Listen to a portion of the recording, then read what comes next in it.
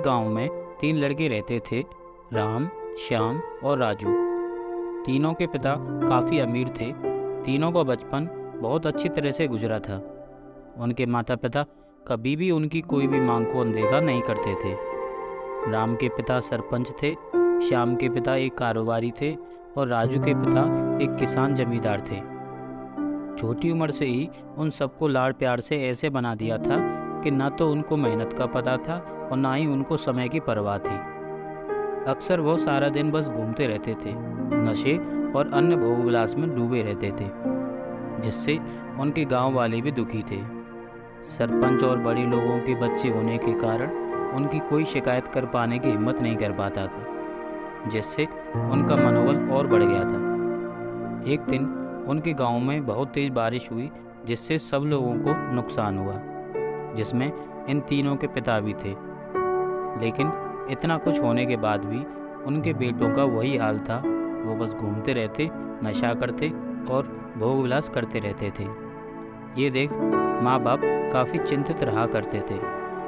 ये तीनों भले ही कितने गंदे थे, लेकिन इन तीनों के अंदर एक खास बात थी जिसकी पहचान किसी को नहीं थी और उनको खुद को भी नहीं पता था।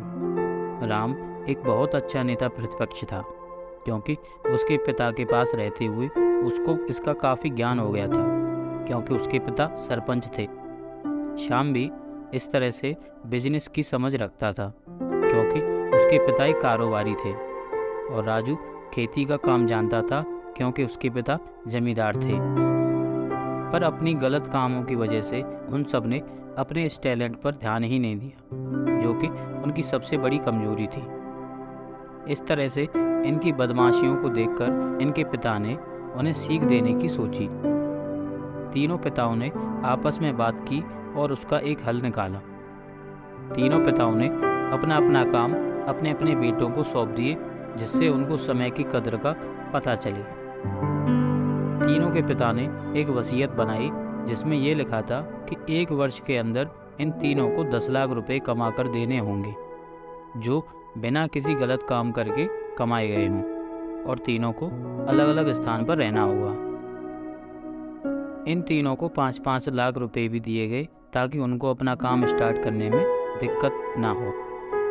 पहले तो सब खुश हो गए कि हम आज़ाद हो गए, हमको पैसे मिल गए, और ऐसा सोच करके इन्होंने फिर से काफ़ी समय मौज मस्ती में लगा दिया। इस तरह से 6 महीने बीत गए और इनका काफ़ी सारा नुकसान भी हुआ। फिर एक दिन अचानक उनको एहसास हुआ कि अगर हम शर्त हार गए तो हम अपनी अपनी जायदाद खो बैठेंगे। धीरे धीरे उनकी चिंता बढ़ने लगी। एक दिन वो इसी उधेड़बुन में एक पार्क में बैठे थे और कुछ डिस्कस कर रहे थे कि उनको एक छोटी सी लड़की मिली। वो फूल बेच रही थी और साथ में पढ़ भी रही थी। तीनों लोग उस लड़की के पास में गए। तभी राम ने लड़की से बोला, बेटी आपकी उम्र क्या है? तो लड़की ने जवाब दिया कि मैं 12 साल की हूँ अंकल। इतना सुनते ही राम ने आश्चर्य से पूछा कि आप इतने छोटे होकर के खेल नहीं रहे हो? इस पर लड़की ने जवाब दिया कि मेरे पापा अब इस दुनिया में नहीं हैं और माता बीमार रहती है, इसलिए मैं ये काम करती हूँ। ये सुनकर राम ने अपना पर्स निकाला। उसके पास जो भी पैसे बचे थे वो उस लड़की को देने लगा। उसके बाद लड़की ने बोला, अंकल आप भी फूल ले लो, मुझे बहुत खुशी होगी, क्योंकि मैं अगर आपसे फ्री में पैसे ले लूँगी तो फिर मेरा पढ़ाई में मन नहीं लगेगा, मैं कामचोर बन जाऊँगी, क्योंकि यही समय है जिस समय मैं अपना भविष्य लिख सकती हूँ। राम ने उस लड़की से सारे फूल ले लिए और तीनों घर लौट आए। उस फूल वाली लड़की का उन तीनों लड़कों पर बहुत गहरा प्रभाव पड़ा। रात भर वे तीनों उस लड़की के बारे में सोचते रहे और उन्हें एहसास हुआ कि वो तीनों कितने गलत थे। तीनों ही दोस्तों को एहसास हुआ कि आज भी उनके पास 6 महीने का समय है अपने पिता के दिए गए काम को पूरा करने का और भविष्य बनाने का। इसी दौरान सबने सोचा कि अगर बचे हुए समय का सही उपयोग करें तो अभी भी बहुत कुछ किया जा सकता है। इस तरह बाकी दोस्तों ने भी सोचा और दूसरे समय में आकर काम तलाशने लगे। पर उनकी शर्त में एक शर्त ये भी थी कि उनको जो भी काम करना है वो अपनी पहचान बताए बिना करेंगे, जिससे ये साफ था कि उनको काम नहीं मिला। और जब काम नहीं मिला तो उन्होंने सोच लिया कि अब जो कुछ भी काम करेंगे तो अपने गांव में जाकर ही करेंगे। भले ही उनके पिता कुछ भी सोचें, लेकिन फिर भी अपने गांव में जाएंगे और अपने गांव में कुछ नए काम करेंगे, भले ही उनको अपने पिता की वसीयत ना मिले। तीनों लड़के अपने गांव में फिर से आए और अपने अपने पिताओं से जाकर के मिले और उन्होंने अपने अनुभव के बारे में बताया और बोला कि वो आगे से ऐसी गलती नहीं करेंगे और वो उन्हें माफ़ कर दें। लेकिन पिता तो शर्त पे ही अड़े थे। लड़कों को कोई दया नहीं मिली। तीनों को फिर से दुख हुआ कि तीनों को अपनी गलती का एहसास होने के बाद भी उनके पिता उनका सपोर्ट नहीं कर रहे हैं। और फिर से वो रात भर सोचते रहे कि अब क्या किया जाए। तीनों ने मिलकर एक स्कीम निकाली। राम अपने मित्रों के साथ में मिलकर लोगों की प्रॉब्लम को सुलझाने लगा, जिससे उसको गांव की समस्याओं का ज्ञान हुआ। इसी तरह श्याम भी गांव के विकास के लिए नए नए तरीके सीख गया और राजू को किसानों और बीजों का ज्ञान हो जाने से उसको काफ़ी फ़ायदा हुआ।